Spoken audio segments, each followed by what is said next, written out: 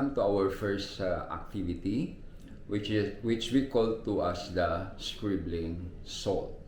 So for this activity, guys, we are going to use certain materials.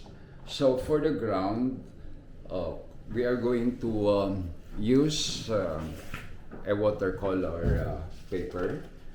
This is a watercolor. This is an Oslo paper.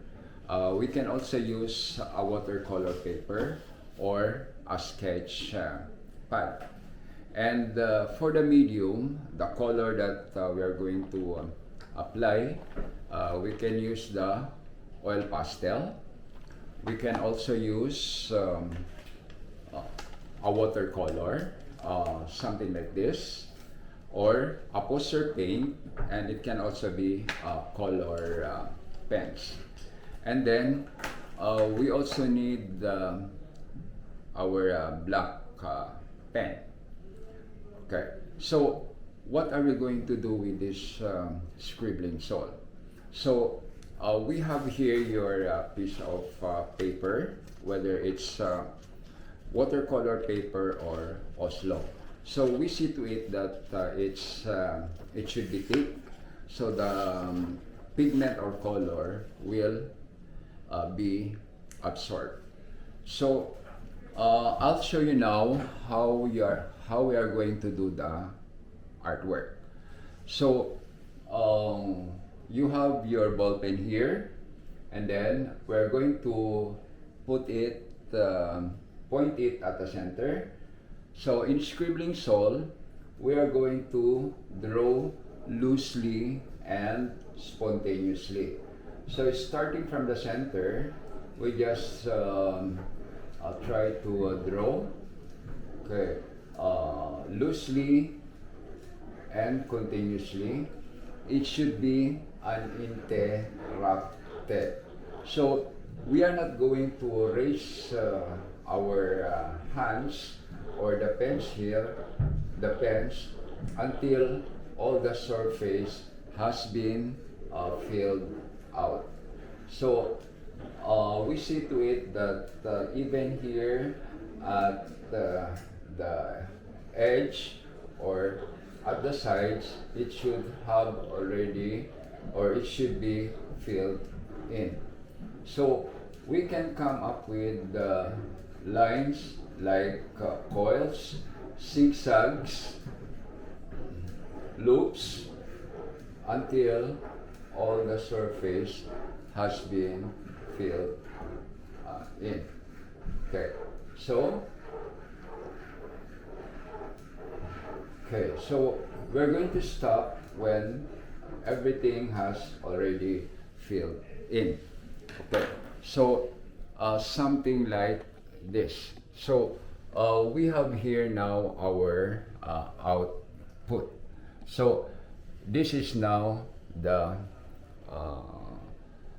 scribbles that we made.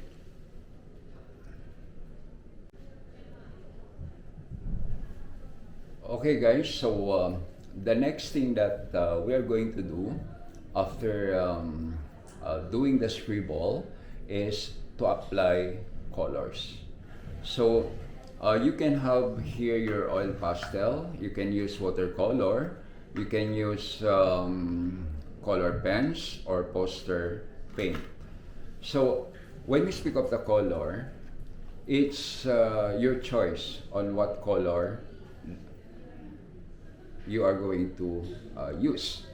So for example, for me, I'm going to use this is the colors that I'm going to use.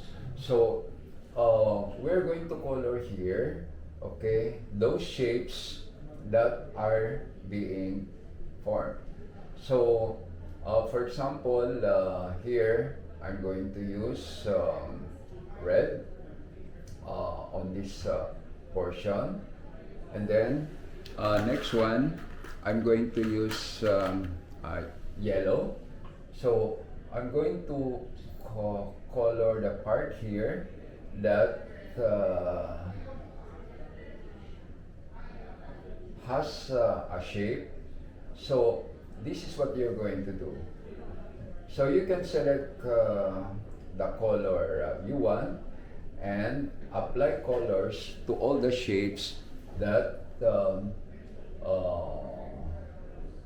are being formed in your scribble. So you're going to color everything and see to it that no part of your scribble is uncolored or it's not colored. So I'm going to use here blue over here.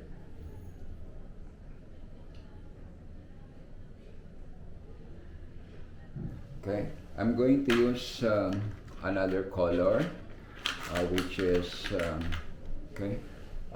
black. So I will try to use this one here on the edge of my scribble.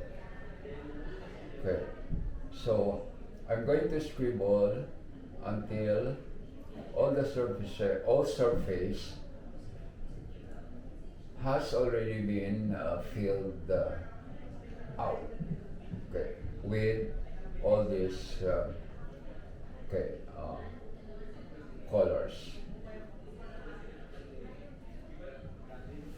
Okay, so this is the color black. Now I'm going to use another one. This is supposed to be orange. So here I'm going to color it here. So this is what you're going to do. You're going to apply any color of your choice in your scribble until everything has been filled out. So if you are going to color this one, we are going to continue coloring this one. Okay, eventually we can come up with an output like this. So this is our finished product or finished output, which is our scribble. So first, what we did a while ago, we have there our scribble, and then after that we applied colors, and eventually we came up with our finished output or product.